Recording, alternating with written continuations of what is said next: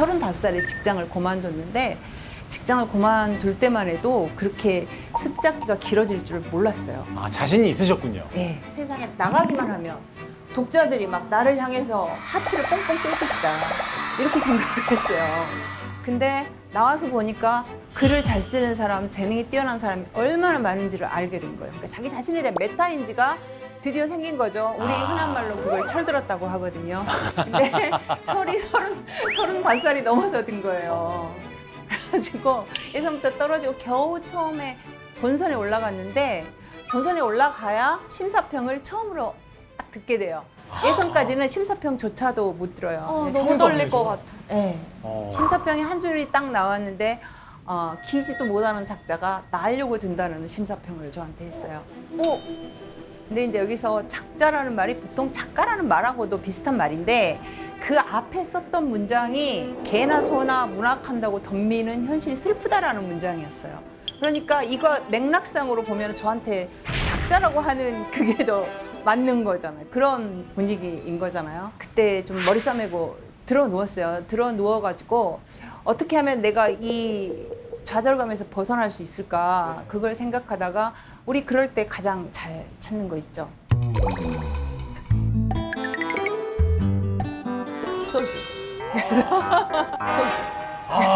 소주 최고죠. 네. 네. 집에 보니까 마침 술이 하나도 없더라고요. 그래서 10,000원짜리 한 장을 들고 소주를 사러 밖으로 나갔죠. 밖으로 나갔는데 가다가 헌책방에 눈을 팔게 된 거예요. 그래서 이제 헌책방에를 들어가 보니까 스티븐 킹의 소설이 이제 제일 위에 있었어요. 사계라는 소설인데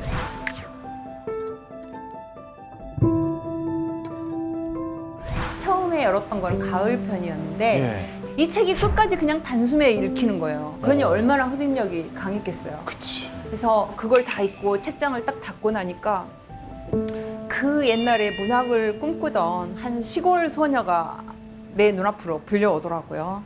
그 시골 소녀의 그 책상 앞에는요, 항상 하나의 문장이 걸려 있었거든요. 어떤? 그게 뭐였냐면 레이 브래드베리라는 미국 소설가가 있어요. 이 소설가가 남긴 말인데 당신을 통해 세상을 타오르게 하라는 말이었어요.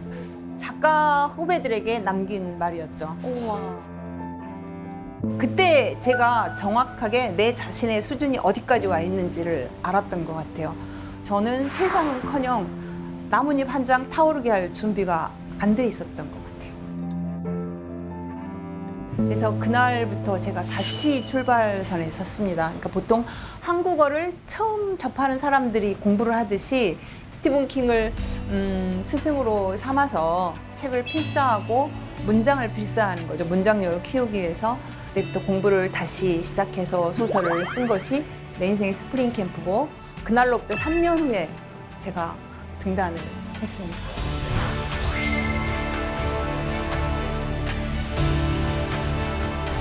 내가 원하는 게 뭔지 알고 그 원하는 것을 위해서 내 모든 것을 다 던질 수 있고 작가라는 어떤 그런 호칭조차 받지 못할지라도 내가 글을 쓴 것을 후회하지 않겠다 그런 마음이 들더라고요. 그러면 이제 뭐 이판사판이 되는 거잖아요.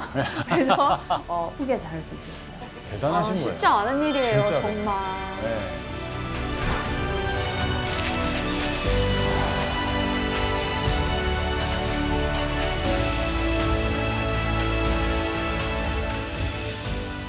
그러면 생업을 일단 접으시고 준비를 하신 거잖아요. 네네. 6년이란 시간 동안 수입이 없으셨을 수도 있을 것 같은데. 결혼할 때 남편한테 먼저 그 집 사고 나면은 나는 직장을 그만두고 내 꿈을 향해서 가겠다. 그런 약속을 받아놨었어요. 결혼 전에 반드시 약속을 받아야 돼요. 그때는 별도 달도 다 따가준다고 할 때가 남자 두 분 표정이 안 좋아지셨어요. 급하게 안 좋아지셨는데 지금.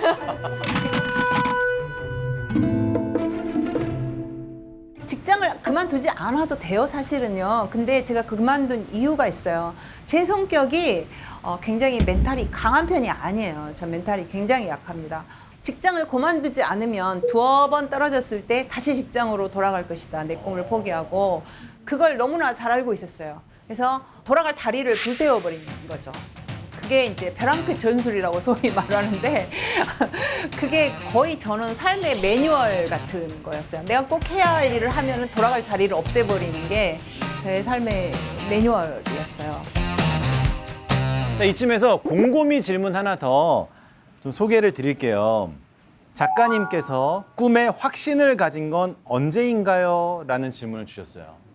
아, 정말로 작가가 돼야지라고 생각했던 순간이 있습니다. 그런 밤이 15살 때인데 1980년 5월에 무슨 일이 일어났나요? 광주에서?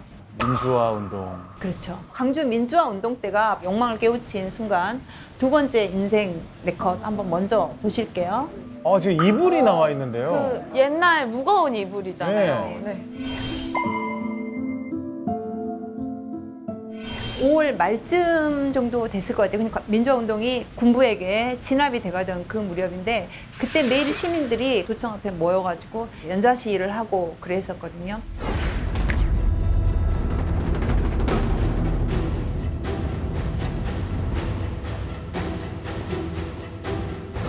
그래서 저희 주인 아저씨가 이제 나가면서 큰 창문으로 이제 총알이 날아 들어올까봐 이 솜니불 대못으로 박아가지고 솜니불로 이제 솜니불을 쳐주고 저하고 제 동생하고 이제 같은 방을 쓰고 있는데 우리는 어리니까 집을 지키고 이제 집에 있으라고 하는 거예요.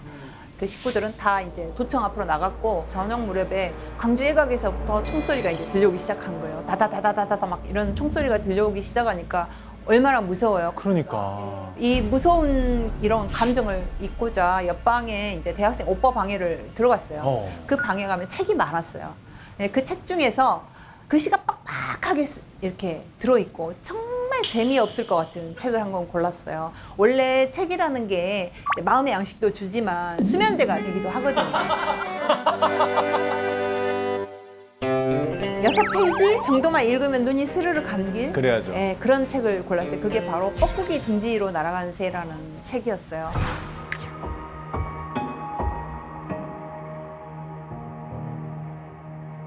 근데 이제 6쪽만 읽으면 잠이 올 거야 했는데 어느새 보니까 제가 마지막 책장을 딱 넘기고 있더라고요. 넘기고 나니까 이제 가슴 밑에서 이 막 뜨거운 덩어리 같은 게 부글부글 끓는데 저는 그게 뭔 줄을 몰랐어요. 너무 막 답답하고 막 여기는 뜨겁고 막 금방 눈물이 날 것 같은데 내가 왜 울고 있는지를 모르겠고 그래서 이제 창가로 가서 솜니불을 이렇게 들추고 밖을 보니까 밖에 이제 여명이 터오고 있더라고요. 그래서 그걸 가만히 보고 내다보고 있다가 문득 빗소리가 그쳤다는 거, 총소리가 그쳤다는 걸 깨달았어요. 뭐 그 순간에 그 생각하는 순간에 갑자기 막 오열을 제가 이제 엎드려가지고 책을 읽으면서 차올랐던 감정과 지금 금방 그 총소리 그친 걸 깨달으면서 느꼈던 이 감정들을 다 토해냈어요. 토해내면서 나도 이렇게 가슴 벅차고 뜨겁게 만드는 독자를 뜨겁게 만드는 그런 이야기를 쓰고 싶다. 작가가 돼서 작가가 되겠다는 가장 강렬한 어떤 계기가 됐던 것 같아요.